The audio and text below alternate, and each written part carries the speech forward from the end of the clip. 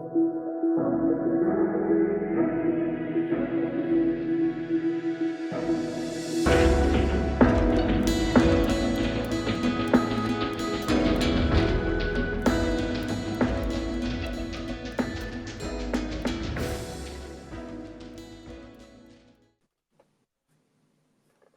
welcome back to Physical Challenge Podcast. I'm here once again with my co-hosts Mehdi and Joshua. How are you guys today?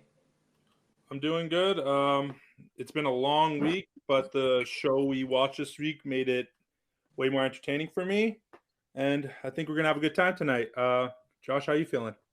I'm doing well. So we're actually recording this podcast one day later because, ironically, I needed to go to sleep yesterday. So that's why we're recording on Monday as opposed to a Sunday. But I'm feeling pretty good, thank you. Yeah, we usually record on Sundays, and this is a Monday, but I don't know. It still has the same feel to me, I guess, because there's no one at my house or anything. So yeah. Do you live alone, or is it just people just ready with you?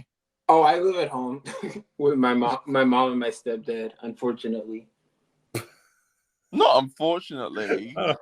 I mean, it's okay, but I just want my privacy sometimes. I get privacy during the week because, they're at work, and I don't usually, work at the same time as them, but, yeah.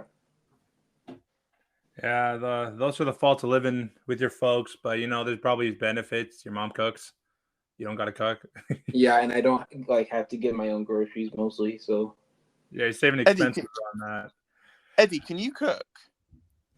I mean, I have cooked before, but I don't cook on a regular basis.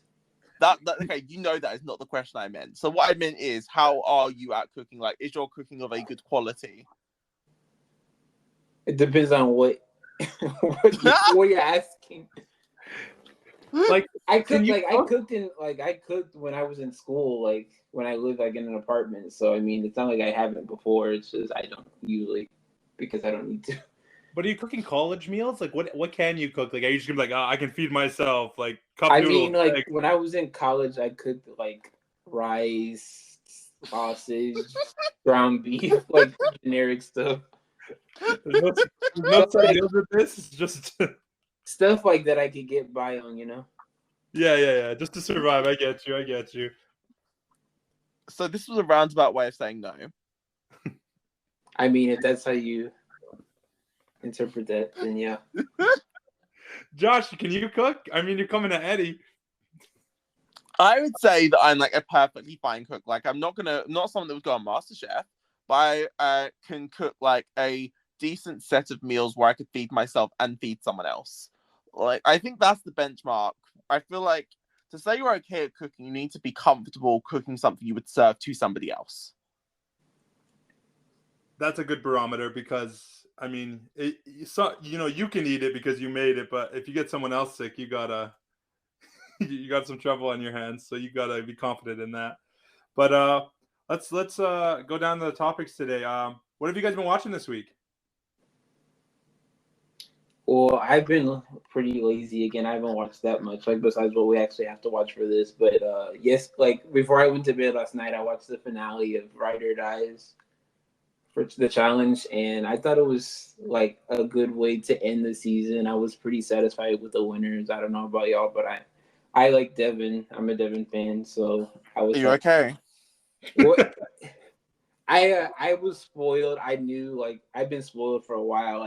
The challenge is so hard to get not spoiled on. So I've been getting spoiled on all the last couple of seasons. Oh, maybe one or two, but with the the global stuff happening, I've kind of been getting spoiled on some of that, and I'm spoiled on World Championship already. So, but yeah, I liked about the Ride or Dies finale, the whole 100 hours thing that was overblown. It pretty much just came down to the very end, but I liked the aesthetic of the final zone and the cornfield thing. I don't know. It was just different to me, and I feel you don't get that on any other show.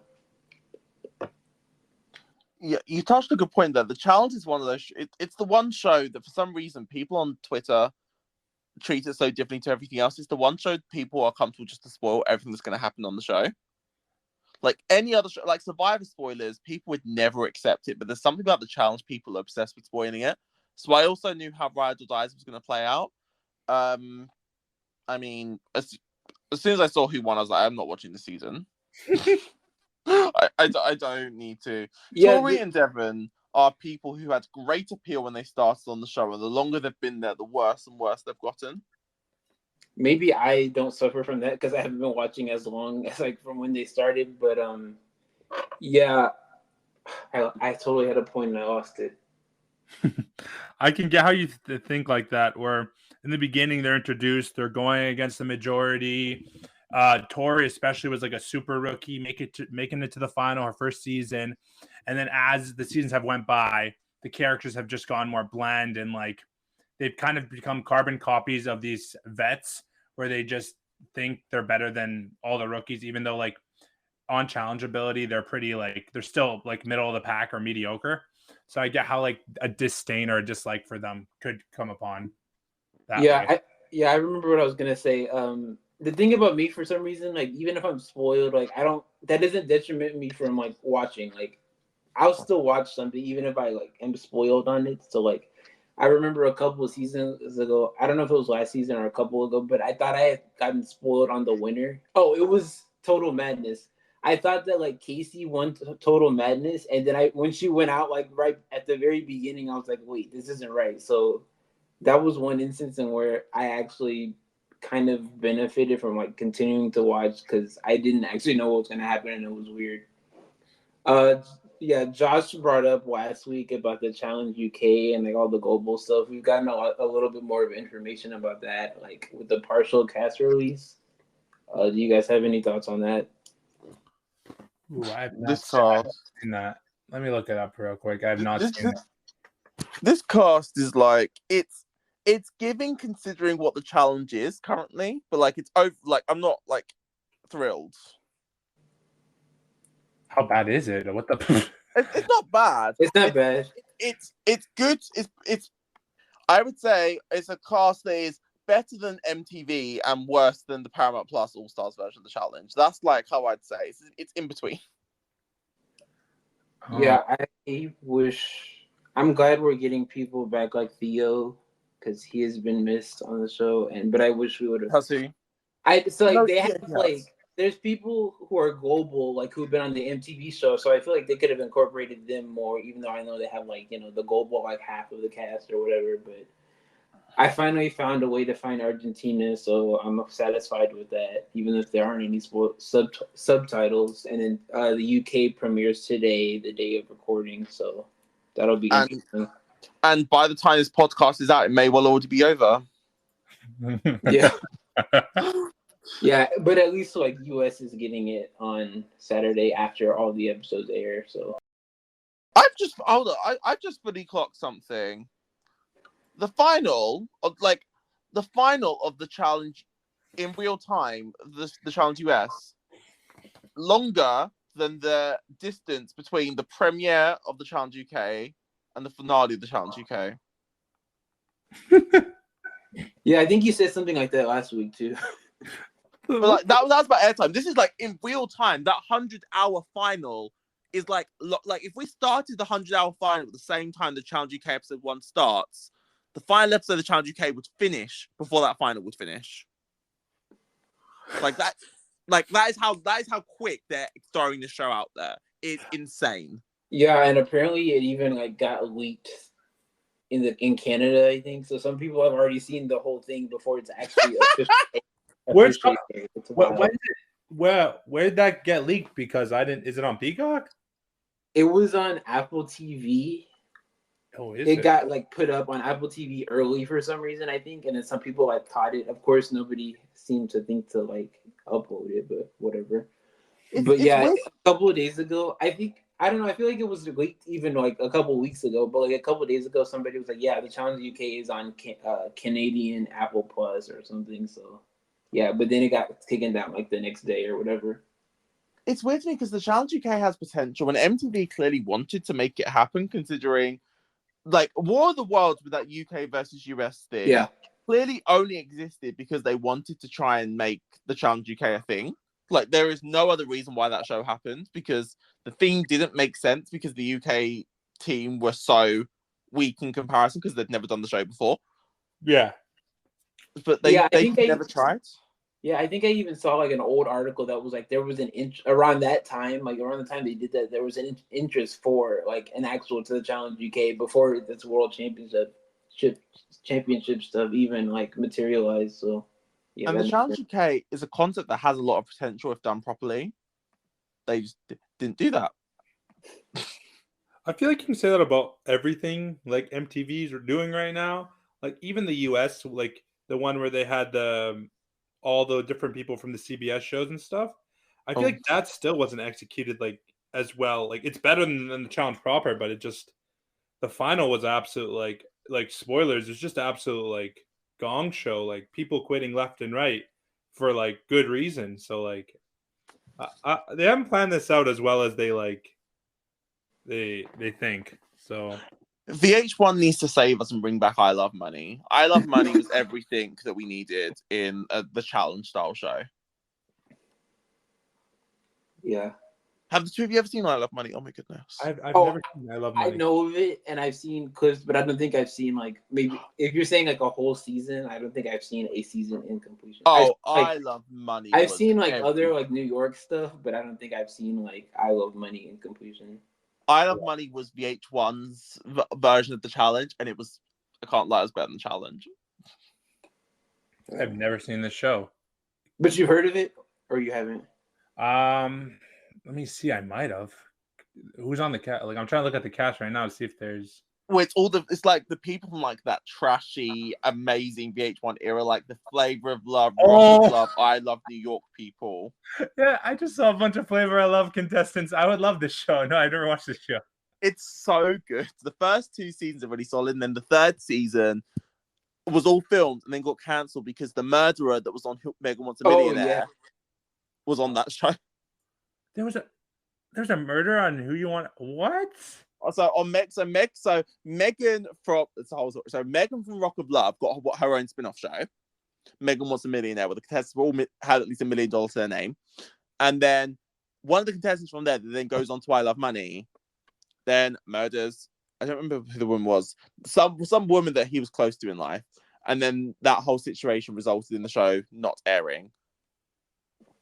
That's what kind of started to kill off that VH1 era of television, sadly. Literally a murderer. They really legit killed off the front. Wow. That is interesting. I've been checking out I don't know if you guys watch this type of TV. It's called The Perfect Match on Netflix. Oh yeah.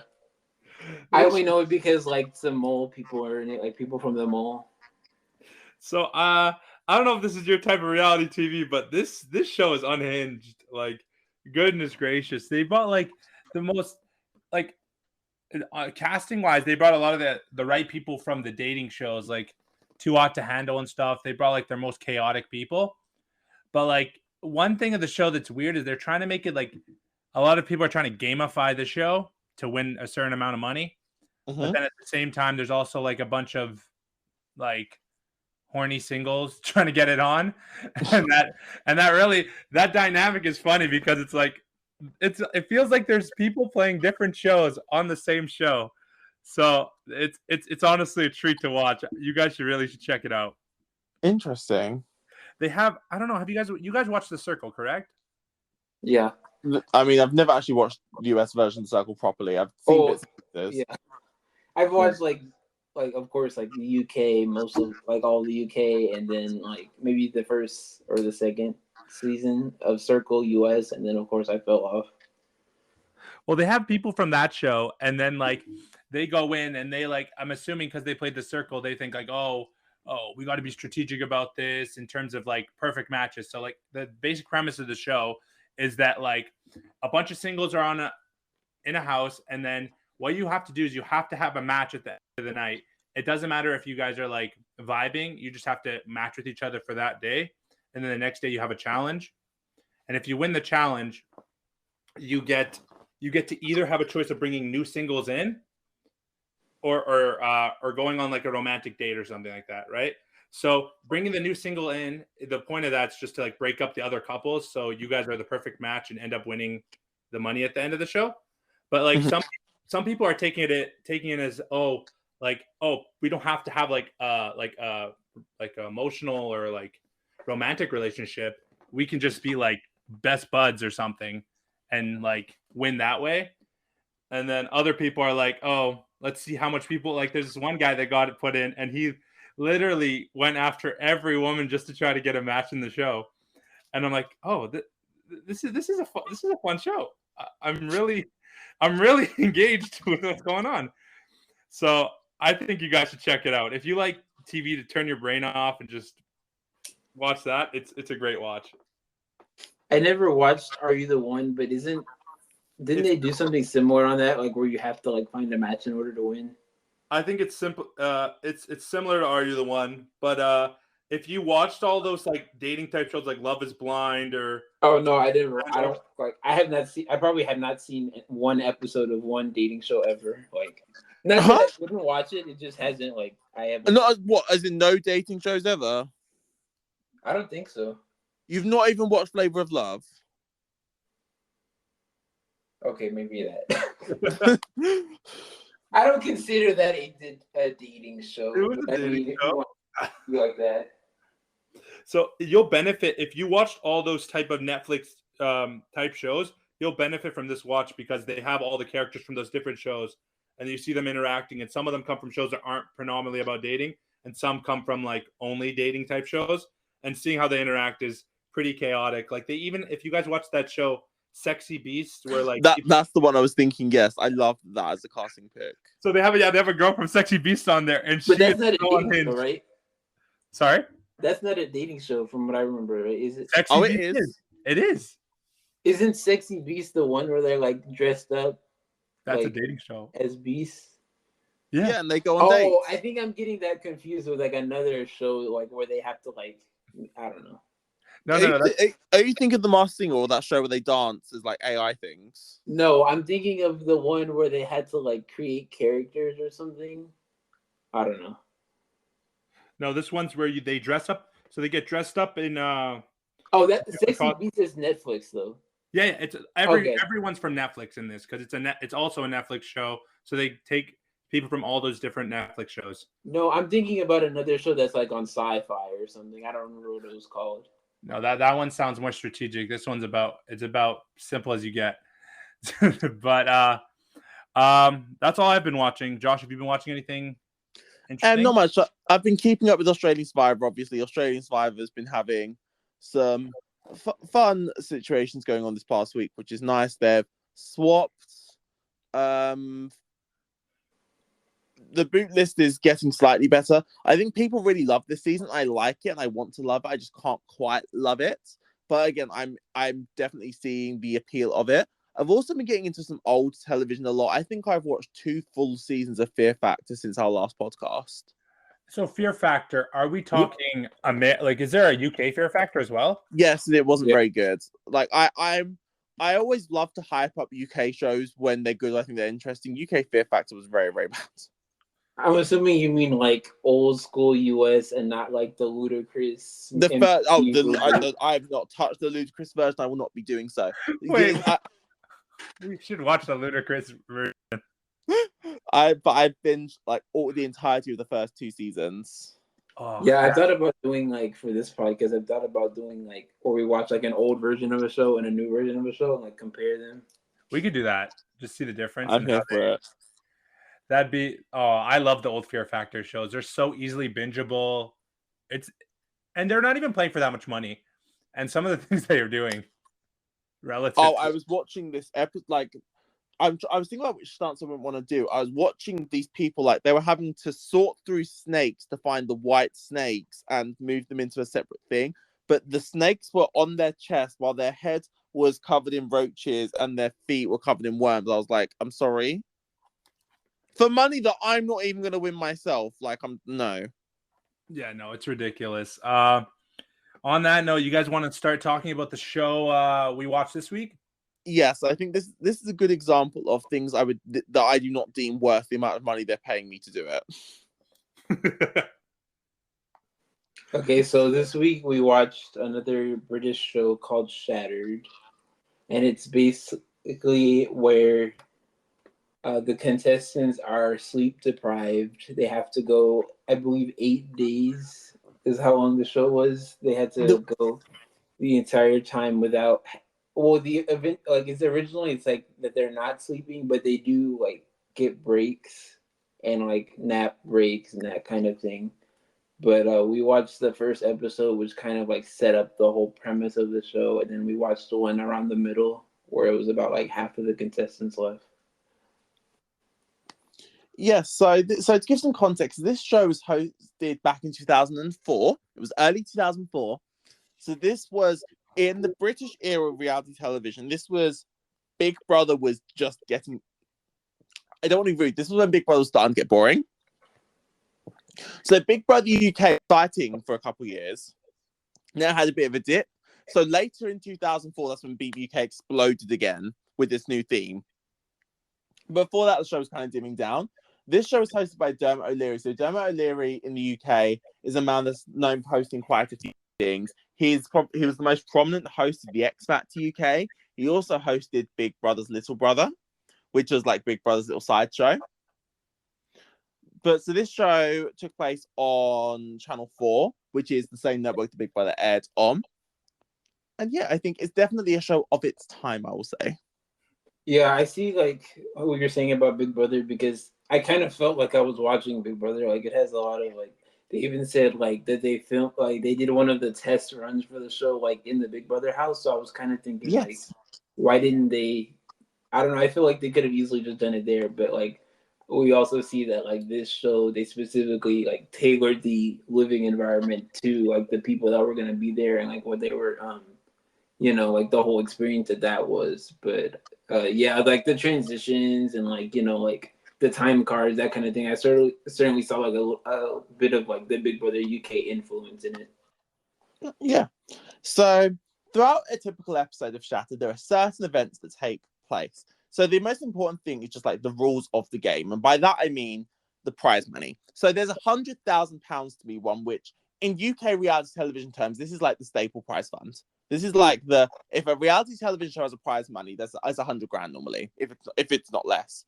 And for context, at this point in Big Brother UK's history, you got 70 grand for winning Big Brother UK, and that lasted 10 weeks. This was 1 week for 100k. So this is pretty solid money. Of course, it's a hard thing you've got to do. And money can be lost. One way that money can be lost from the prize fund is by falling asleep. So if you shut your eyes for 10 seconds or more, £1,000 is deducted from the prize fund. How do you feel about the fact that money can be lost from the prize fund? I like that. I like that a lot because the whole show incentivizes the kind of the group to work together to keep each other awake. And so like if you're not working as a group and you're not making sure that everybody's like awake and alert, then you're obviously gonna start losing money. And then that incentivizes like everybody to work together, but at the same time it is a competition. So the people that are falling asleep are going to be most likely to be picked for the elimination thing. Yes. And you do want people to get eliminated, but you also don't want to lose prize money. So it's like a double-edged sword there. Eddie, Yeah. what do you think about it? Yeah, I always kind of like the whole like taking away from their prize, but I mean, obviously, like the whole point of like obviously the network and like the production, they're gonna be incentivized to like make sure they don't have to give away the maximum amount. It's kind of like with these newer shows like Traders and Moles, like they don't like they say it's a twist, but really it's kind of like in essence a cost saving feature. But yeah, like you said, I like the whole point of the show like is to stay awake. So if you're not staying awake, I feel like you shouldn't be able to like reap the whole rewards of like what you're trying to win. So we'll talk about the elimination mechanics shortly, but I think this idea of production trying to make them fall asleep, we very much see. So one element of the game is called the You Snooze, You Lose challenge. So each episode, they have to pick one person at like, was it 3 a.m. or something like that? At a time you're very likely to fall asleep, to go and do a 1 hour challenge that's designed to make you fall asleep. So some examples from the show include listening to a bedtime story, listening to electron triangles that the contestants had already heard earlier in the season, Oh and yeah, the facial treatment. confused. Things designed to make you fall asleep. What do you think about these Snooze You Lose challenges? And if you were playing, would you be willing to volunteer to do one? I think I would. I think I would want to do one, but it depends because you don't know what you're going to get, right? So, like, you don't want to lose anybody money because anyone's going to fault you for losing money. But there's a one challenge on the show. So I watched a couple more episodes than the ones we were supposed to watch, where she had to hug like a bear for like an hour, like a really Yep. fluffy bear for an hour. And I find that really tough because like some of these, like, okay, I can distract myself by looking at something for an hour, but I'm hugging something that's soft and I'm already sitting down. That's going to be tough not to snooze a little bit. So I would volunteer to do one because it seems like that's usually what happened throughout the episodes. They usually, I feel like they would rotate people that do the each snooze you lose challenge. So I think like to be a team player, I'd probably do that. What about you, Lone? Yeah, I think something you said that they rotated. I think on the one of the ones we saw that like somebody couldn't do it the next day, like after, like they can't do it two in a row basically. But yeah, I see what you mean about like if you do it and then you know fall asleep, then you might get like ire from other people, say like why didn't you're losing us money. But on the other hand, it might be like beneficial to go and do that because it might like if you're just sitting there and not doing anything with all the other people, that might actually benefit you to like go and do something else and maybe take your mind off the situation. And even if like you have this boring minute task to do, you still have like something else to focus on and take your attention away from like the regular boredom that you might have otherwise. Just everybody else is going to be just sitting there doing nothing, so like at least you get to like go and focus your mind on something else for even for that little amount of time. Good for the two of you, by the way. That is not my mentality. I am very much I'm not volunteering to do stuff that's gonna make me lose. Like, what are you gonna do? You can't vote me off of this show, which we'll get into in a moment. So, okay, if I don't volunteer, and then what? Like basically, like if I don't have to do it, if it's not beneficial to me winning, like why am I doing it? But doesn't harmony like being like having harmony with the group and not being at each other's throats doesn't like benefit everyone in the long run? Like in terms of the show, I mean, I know there's no voting aspect, but like I felt like we'll probably talk about it later. But once we talk about like episode 5, I feel like that group of 5 people left were really like cohesive, and that really helped with like keeping each other awake and keep each other accountable in terms of not losing money. But I get how like it's not benefiting you personally, so I get how you want to. I think being in a rivalry would help me because I think if I'm arguing with people, that's keeping me alert. If I'm fighting with this whole house the whole season, you think I've got the energy to not be like with it. And in terms of with it, if I fall asleep for a few seconds and lose money from the prize fund, I don't care because what I care about is survival. It is what it is. If we lose a couple £1,000, it is what it is. Because if I don't win, it doesn't matter how much money's in that prize fund. I mean, that does make sense, but I got a quick in the beginning of the episode when the cast starts getting together, they start recommending methods of how to keep each other awake, and one that really caught my eye is called Oh my god! press. So they strip. So apparently, if someone closes their eyes for 10 seconds, you strip them butt naked and push them against the window. And I was that's a pretty forward way to punish someone in a game like this. So I just thought it would be an entertaining way in which they recommended like keeping each other accountable. But he knew what he was doing. He knew he was going to get airtime for that. He really was. It was funny. I thought it was a bit funny. But you guys want to talk about the cast? It wasn't the most electric cast in my opinion, but I thought there's a couple people that like stood out. What do you guys think? This show is definitely the format is definitely the star of the show, I will say. Which is I'm fine with this particular concept because I almost like these people were just really normal. I think because normally when you're watching reality television, you want to watch like quite eccentric, interesting personalities. Whereas here, watching these very normal people become very bizarre due to sleep deprivation was quite interesting. And I almost feel like the show would have been less interesting if they started off with quirky personalities because you would have seen them deteriorate as opposed to becoming more interesting. So I actually think production and probably intentionally cast people where none of them were really giving that much. but you could see that this potential could be drawn out of them after sleep deprivation. Didn't they say that they they auditioned like 100 people or something? Yeah, they auditioned. What I kind of like about how they set up the show is right when they set up the show, they talked about everything. They talked about the casting process in which people were doing it. They even went into a little bit of the history of what like sleep does, like lack of sleep does to the human body. Yeah. And I kinda like that scientific aspect. It kind of sets you up for like what's going to happen later in the show and how like these people are going to be like it's described when you don't get enough sleep is sometimes you're like in a drunk type state, like you're inebriated but you like haven't drank anything. It's just the lack of sleep kind of gets you the hallucinations. And there's another thing that I really enjoyed. The host participated in like not sleeping Yeah. for 50 hours in the first episode. I'm like, oh, that was a heavy commitment for him, and I really enjoyed the little sidebar of like how that affected him and how he could relate more to the contestants once he had done that. What did you guys think about that?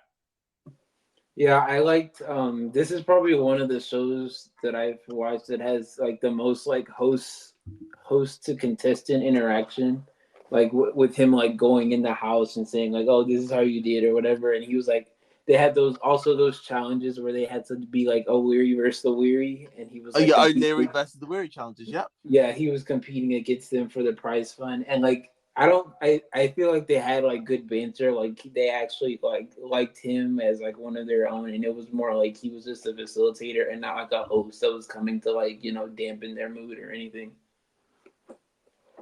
So it's interesting that you say that like he hosted a lot of different things. I don't know if this was like maybe one of the first ones, but like yeah, I think it's clear to see like how he was like successful in hosting a lot of different kind of shows. Yeah, he's a pretty well liked, well respected host. So another part I want to dip into, which I think is really interesting, is the elimination format for this show. And so both the elimination and the challenges they do, I quite like the way they structure them. So this format is, so each episode, the contestants have to sit a series of performance tests.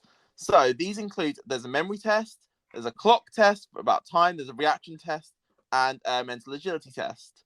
Now, it's based on the level of decline they have each day. So the contestants that have declined the most from their previous quiz performance are up for elimination.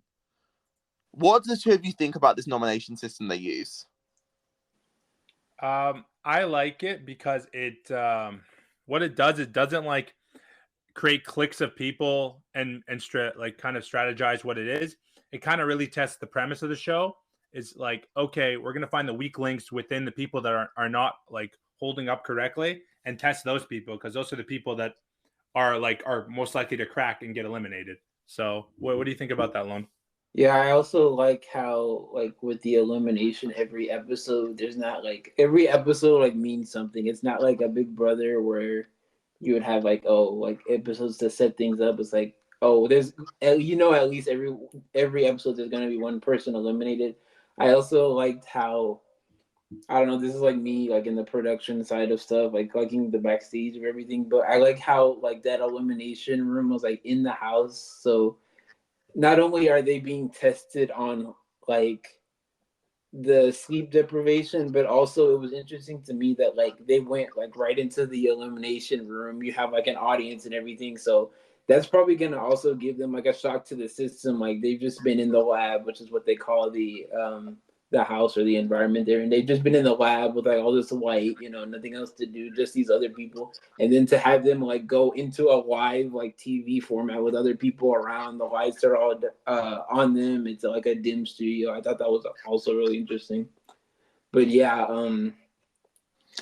the fact that there's an elimination every episode, that's obviously a good thing for the viewer. Yeah, in terms of these quizzes, I like the structure of it being based on how much you've deteriorated from last week. So it's not whoever does the worst in the quiz. It's based on how much worse are you now than you was before. So because that truly tests the concept. Because if it was just tested for these quizzes of, just who's the worst, someone could just be bad at a concept. But them constantly being judged based on prior performance, I think is quite interesting.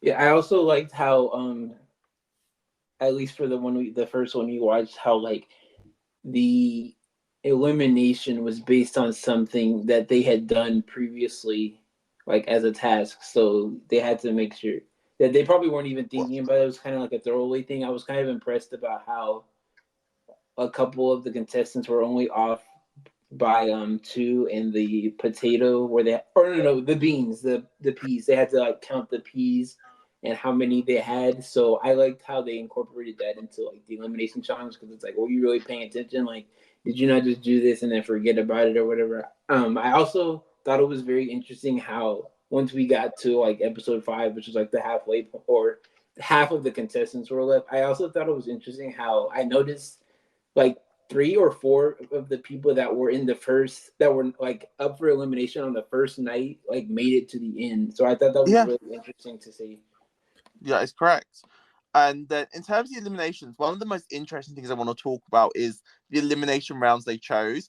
And so the really interesting thing, and the show references this, and I really like, is that because on most reality shows, the game wants to get harder as it goes along. This show takes the opposite approach, where they intentionally make each elimination round easier and easier as the season goes on, and they make a point of highlighting how the eliminations get easier as time goes on, which I think is a really clever way of doing things, which I think for this particular format is really, really good. I really liked how Lone brought up. Lone's like, oh, they were so close. Some people were like 2 off. The other person was like 30 off. And then you go to Ellen, and Ellen is like 697 P's off. And it's the like the comparison, it's like how off she was to how everyone was doing in the actual challenge was, I thought that was pretty entertaining. Do you guys want to talk about episode 5 now? Yeah, let's do it. So episode 5 starts off. It's been 135 hours of them being awake, and the prize fund's at 97K. So we saw in the first episode that it went to 99 because I think here I took some notes. So that Chris Media student held its eyes for 10 seconds, and now it's at 97. So it's been like four episodes, and they only lost two extra thousand like pounds. Like, I think that was impressive to me.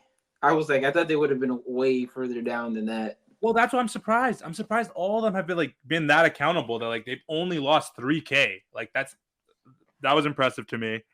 I like they had a thing. They had one of those challenges where they had to watch someone yawn on video for an hour. So I was watching it with them, and then I just caught myself, and I just started yawning, and I'm like, oh, this is way harder than I think it is. Watching someone yawn for like 2 minutes got me tired. So what was interesting is I didn't watch everything in order.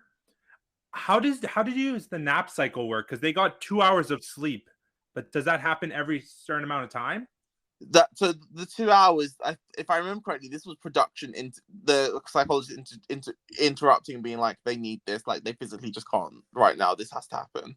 Yeah, I like how they were like, because at first you think like, oh, the whole thing is not to sleep, and it's like, no, like they're being like, for once, this show is actually being transparent and saying like, we gave them 2 hours of sleep because we saw what it was doing to them. Sometimes like it's the 10-second rule. It's like there's little outs. Like it's not like you have to.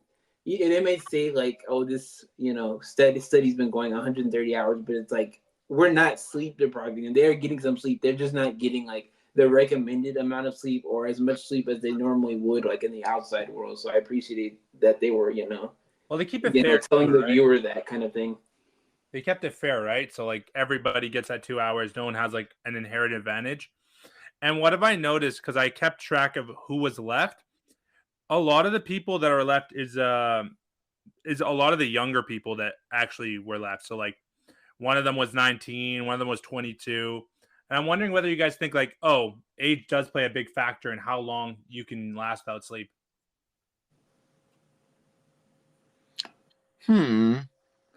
Because like one of them was 19 and her job wasn't.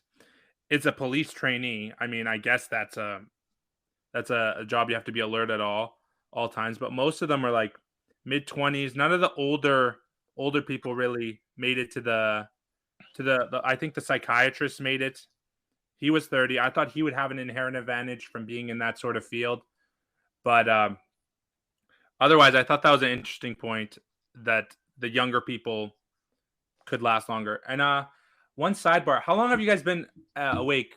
Like, what's the longest you guys have ever been awake? Less than 24 hours. Like, there's no universe I could do this show. You wait, like in real life, you've also less than 24 hours. Is the I've never spent like actually, have I done 24? Maybe like 24 hours, like once or twice, but like it would not be much more than 24 hours if so. I'm trying to. Have I even done? I think I probably approached 24 hours, but never a full 24. Probably close. What about you? Yeah, I think it's been less than 24 hours for me. The one thing I'm thinking about is that like my mom's a teacher, and so sometimes like when I was young, I used to go to like different things her school would have. So every year they would have like a lock-in, and it was like the students would basically like stay overnight, and we kind of did something like that in middle school. So yeah, like I've been up like overnight, like basically without sleeping, but I don't think I've ever done like any extended periods of time like this is. So the longest I've ever been awake, I think, was 32 hours. And so how this story comes upon is that I had been studying for, this is when I was in high school. So I was studying for our diplomas, which is our final exams. It's worth 50% of the grade. So I was studying for it. And then for some reason I got sidetracked and I started doing more activities. And then I thought, okay, I need to study more. I need to take an energy drink. So I drank a couple energy drinks, and then I do my diploma on like 0 hours of sleep. I get to the bus stop. I'm barely awake. I get back home around, I'd say around 2 p.m.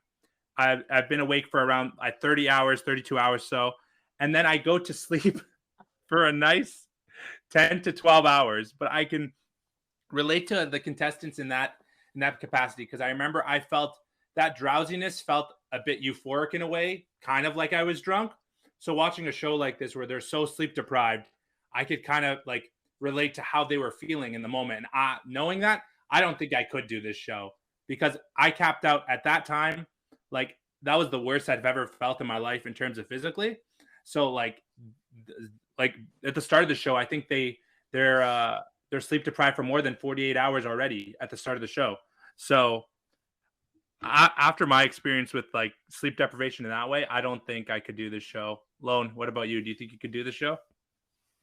Well, what I'm hearing is that you're a crammer. You crammed for all your exams.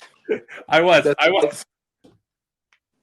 Yeah, I'm not a studier, so I couldn't cram like that. But I don't know. I don't like I feel like I don't really challenge myself in a lot of things. So maybe I would want to do it for that. But I don't know. Like you said, like this is a good like check for in terms of British shows, but I don't know. I feel like I could do a lot of other things for like the same amount of money than just losing sanity.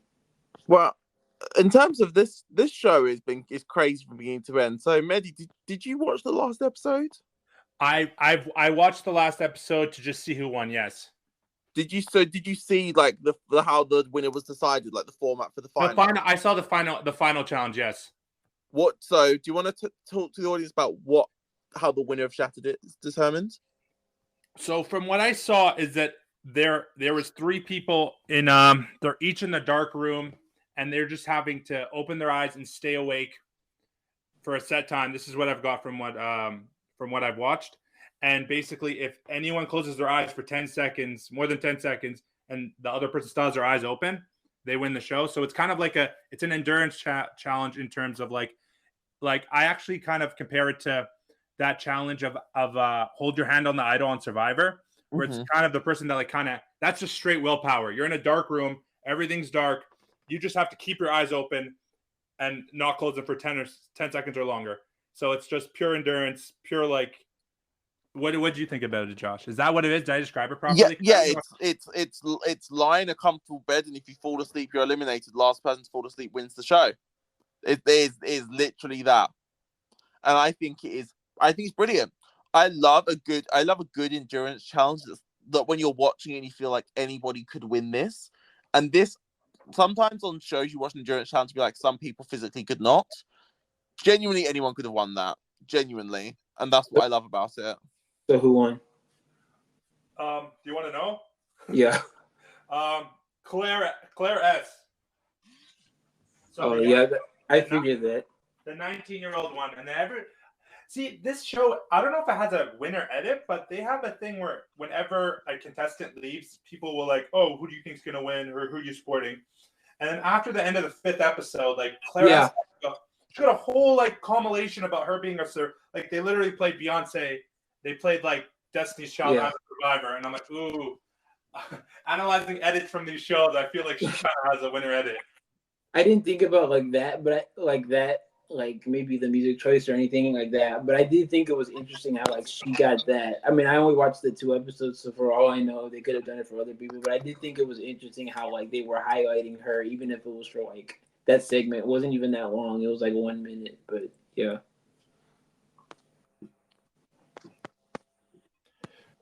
So she's the youngest person on the cast from what I see. Like as I brought up before, I'm thinking that as a young person, she has more energy to spare because she had even like if you watch the episode, she has so much like energy, and they haven't like you can tell like a lot of people are drowsing off, like are lackadaisical, they don't have anything, and she's just like still pumped full of energy. So I feel like her youth really helped her there, and they also had a study where they said it in the show that actually women handle sleep deprivation more than men. So, but then at episode 5, there was 4 men and 1 woman. So that was an interesting little tidbit they had in the show. Yeah, it's like one of those like you're learning, which you don't get a lot in these shows. Is you're like with what you were talking about in the first episode with like all the studies and everything. It's like this might be like a wacky game show or whatever, but you're still learning in the process. Yeah, I think it's solid television. But I loved the first season. Wait, what'd you say? Can you repeat that? It's a show where I would never want to watch more than 1 season of this, but I love this season of the show. I do not want another season to ever exist. Yeah, it was just that 1 season though, right? Yes. Yeah, I was gonna ask if there was more than 1 season of the show because I wonder where they could take it. That's the thing, because like the shows already have it's a pretty simple premise, and like the formula works, but I wouldn't want to like. It's not something I think that could be like repeated a lot because you already learned the lessons from like those set people already. I feel like nothing can be added from making another season of the show to me.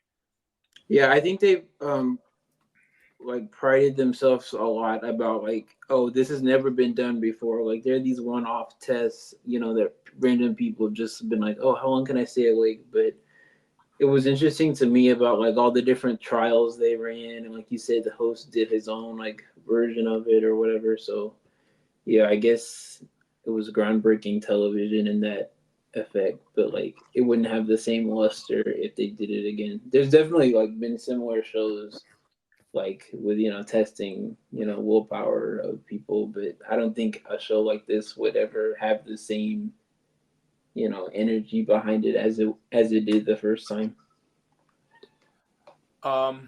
Yeah, so I think, do you guys have any other notes on Shattered, or were you about to wrap this up? Wait, was episode 5 was the one with the mimes, right? Yeah, that was weird. I was gonna say, like, they have these people, they bring in these people. Like the first time they brought in some fitness guy in the first episode, and he got them to do a bunch of exercises, put your hand against the wall on your fingertips. But then in episode 5, out of nowhere, they bring a mime, and I'm like, this is unhinged. Why is there a mime here? That's all I wrote. I'm like, they're miming, like. Oh well, the thing that stuck out to me about in that episode was when they brought like the island like Maori guy, because like they were doing like what's called the haka. Like I've actually done that before, like it's part of like a college thing. So that stuck out to me. It kind of like caught me off guard because I was like, wow, they're doing the haka. Like that's something like I actually haven't experienced in doing. But yeah, this is like the lone discovery episode. Like you're finding out all these different things about me, but yeah. Well, that's cool. That's the cool part. Like I like that part, but then they'll like, oh, the same episode, they'll do the guy. Oh, he's doing that. He's doing the haka dance. I'm learning, and then they have a mime. It's like, well, you're trying to teach me, and you're also like shit posting. Like I don't know what's going on in this TV show. Shit posting on TV. Basically, that's what they're doing. What do you think about that, Josh? I feel like the producers were trying to encourage these people to have hallucinations. Like, the more weird, throw enough weird things at these people, and eventually people will not be able to tell what is real life and what is a hallucination. Like, they do unhinged things, these people. It's actually it's confusing, but it's great. I would be so confused if I was actually there. That was entertaining. I like that you brought up the mime. Do you guys have any closing thoughts about Shattered other than the weird mimes they were bringing on the show? No, I think I'm good. Josh? I think it's covered pretty much everything that I need to cover, and I'm pretty solid with it. I'm pretty happy. Okay, guys, that's Shattered. It's a UK show. It's great to watch. You guys should give it a watch. If you want any links to the show, just swing us a message on DM on Twitter, and we can get to that. Yeah, I'll post it in the show notes again. Like I tried to do that for the last one. Some platforms it might have worked, might not. So I don't know. I'll try to fix that. But yeah, it'll definitely be like in the show notes for this. Now we're going to talk about next week. Next week, we're doing something a bit different. So Lone's on vacation next week, so it's only going to be me and Josh next week. And we're thinking about doing something different, a more of an introductory episode to a TV show that me and him both very much appreciate. So, Josh, you want to talk about that a little bit? Yes, so we're going to be talking about like an introduction idea of like why you should watch The Genius. So if you are someone that has never watched The Genius, or you have friends that have not watched The Genius, this podcast is going to be perfect. We're going to talk about a bit like what this show is, why we like this show, maybe a couple of vague ideas of things that happen during the show's run, but nothing that's too specific. I'm imagining, at least. Yeah, we're probably not going to get into specifics of like inner strategy, but we'll give like an idea of how the game's structured. Maybe a little bit of like where to watch, a cheat sheet to identify different characters, and basically just like why we like the show, why everyone should check it out, and what shows it's similar to, just so you can get a nice basis to actually like watch the show and not just go in blind. But that's what we'll be doing next week. Other than that, another programming note, after next week, I'll be gone for around 3 weeks. So it's going to be Lone and Josh, and they're going to do a fun little thing, just the duo of them. But other than that, you can follow me on Twitter at Aljabiri23. Josh, what are your socials? You can follow me on Twitter at JoshyFLX. And you can follow me on Twitter at Lone Ranger 158. You can follow the podcast on Twitter at Physical Chow, CHAL pod, POD. We got some, like the other two don't know this, but we did get a little bit of, I guess you could say like comments or criticisms. So they'll be learning about that later. But yeah, if you want to send in questions, leave your responses, you can do that on Twitter. Okay, that's us for the week. See you guys later. Bye. Bye. Bye.